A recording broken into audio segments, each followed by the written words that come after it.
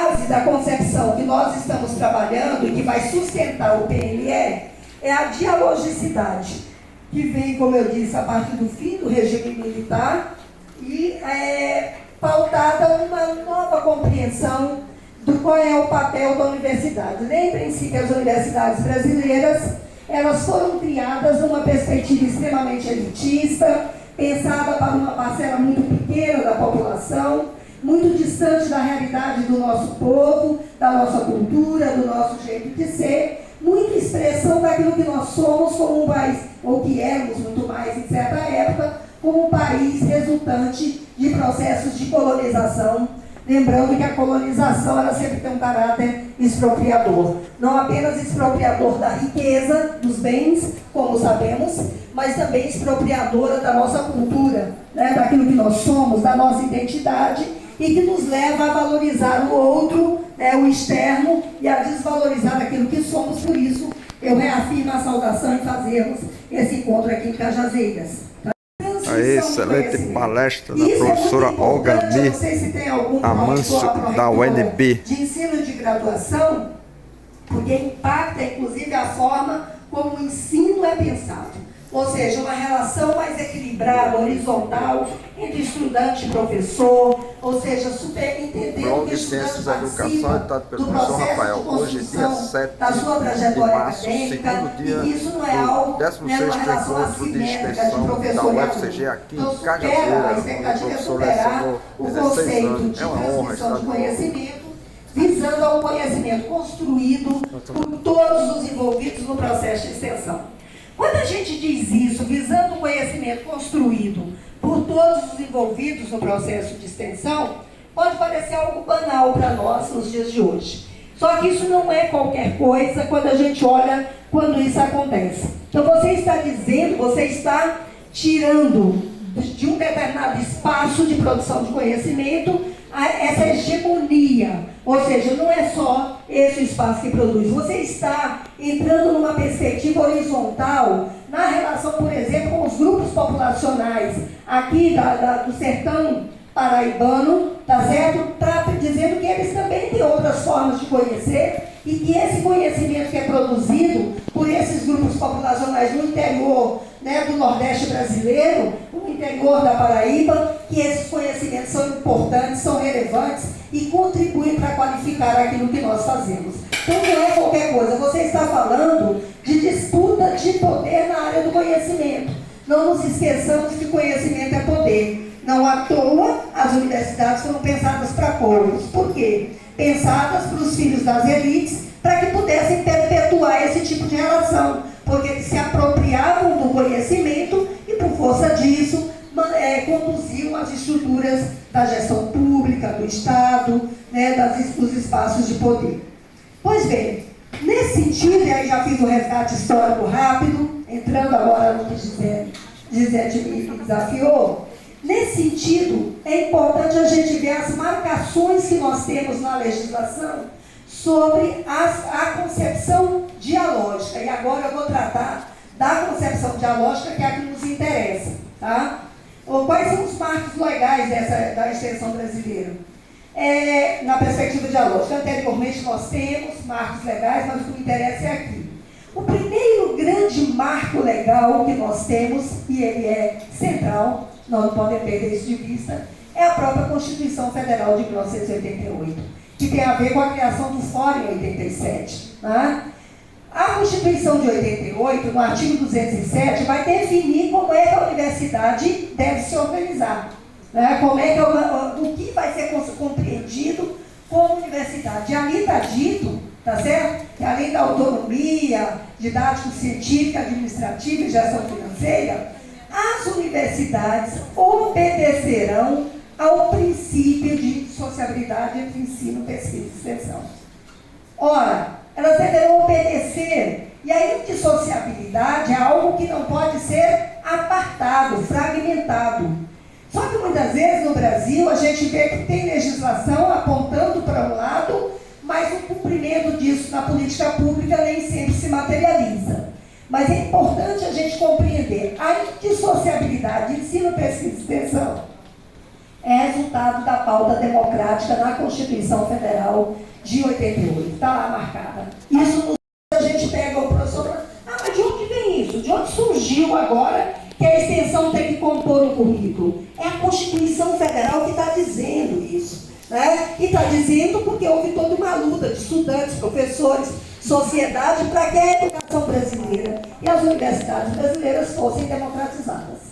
Ok? E a condição para isso acontecer era tornar indissociável essas 3 dimensões da formação acadêmica, na expectativa de que nossas universidades pautassem não apenas a formação técnica, que nós fazemos e fazemos com muita qualidade, mas que na formação dos nossos estudantes, das nossas estudantes, nós tivéssemos também a dimensão ética e estética. Ou seja, que eles compreendessem o sentido do que desenvolvem. Agora a definição de extensão, com a professora Olgamir Amancio. Vai se definir que a extensão universitária é o processo educativo. Então, a extensão universitária não é qualquer coisa que se faz na universidade. Ela é processo, então não é algo pontual, fez ali e acabou, é processual e é educativo, então tem dimensão acadêmica, tá? É cultural e científico, tá? Então incorpora os elementos da nossa forma de viver e de compreender o mundo, mas é ciência, tem método próprio, tem toda uma sistematização, então de novo, não é qualquer coisa. Por que eu estou chamando a atenção? Porque aqui e acolá, a gente escutava coisa do tipo seguinte, ora, isso aqui assim, o que é extensão?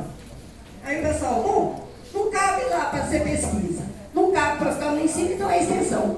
Isso é um equívoco. Extensão, né, numa perspectiva dialógica, ela tem uma epistemologia, ela tem fundamentos que já foram discutidos ontem, à noite aqui. Então ela tem uma base que a sustenta e que não permite pensar que ela é qualquer coisa. Nem tudo que a universidade faz, que não encaixa na caixinha da pesquisa ou do ensino, é extensão. Para ser extensão tem que obedecer os 5 Is. Não é isso, Priscila? Que vocês já trabalharam antes. Mas também traz esse elemento que articula o ensino e a pesquisa de forma indissociável. Por isso a base, eu digo, é o próprio Fórum de Proveitores. E viabiliza a relação transformadora entre universidade e sociedade. Por que é importante pegar essa categoria da transformação? Nós estamos numa casa de formação de professores. Nós sabemos o papel conformador da realidade, reprodutor da realidade, que a educação brasileira cumpriu ao longo da sua história. Muito mais fomos formados para reproduzir a sociedade da forma como ela estava, do que para nos inquietarmos e tentarmos transformá-la.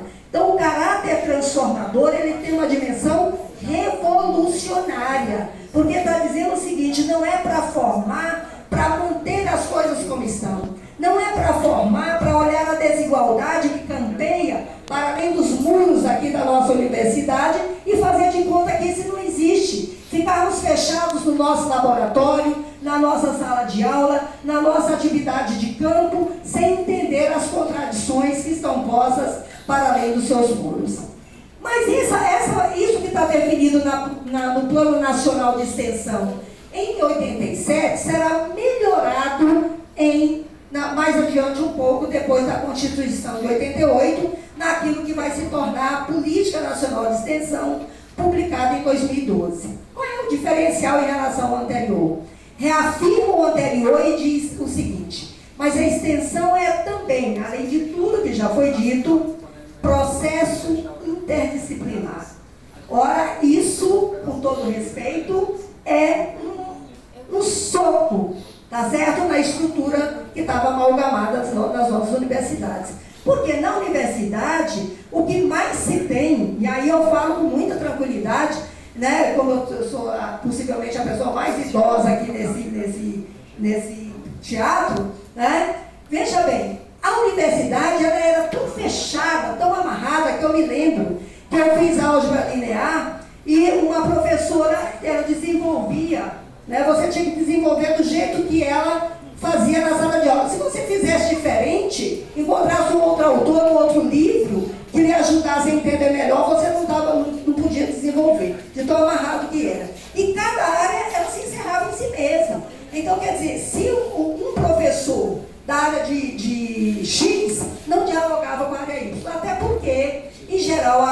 algumas áreas se acham, né? Elas acham que são mais importantes que as demais áreas do conhecimento. Então, dizer que é processo interdisciplinar significa obrigar as pessoas a saírem do seu feudo e dialogarem com os outros espaços da universidade. A interdisciplinaridade como um princípio fundamental da formação acadêmica. E interdisciplinaridade não é ajuntamento, não é sobreposição, é ação articulada, é entender os diálogos possíveis a partir daquela área de conhecimento com outras áreas.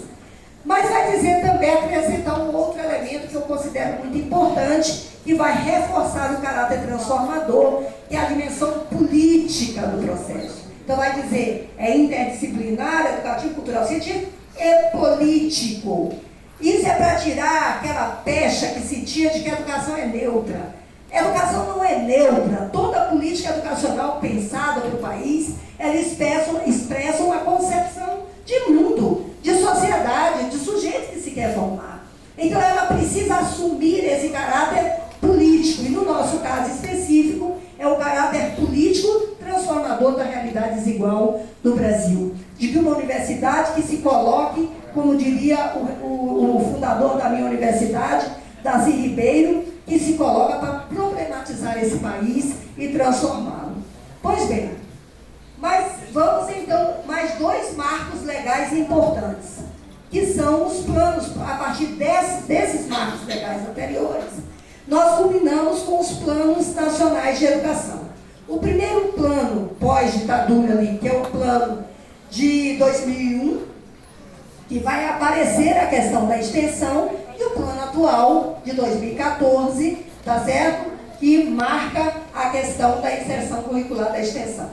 No plano de 2001, na meta 23, vai dizer: implantar o programa de desenvolvimento da extensão universitária em todas as instituições federais de ensino superior no quadriênio 2001-2004 e assegurar que, no mínimo, 10% do total de créditos exigidos para a graduação no ensino superior do país será reservado para a educação dos alunos em ações extensionistas.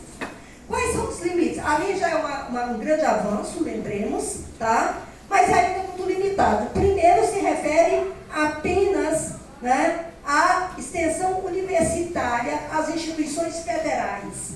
Não abrange as demais instituições. Hoje a legislação se reporta à educação superior brasileira, pública, privada, universidade, institutos, faculdades, etc. Tá?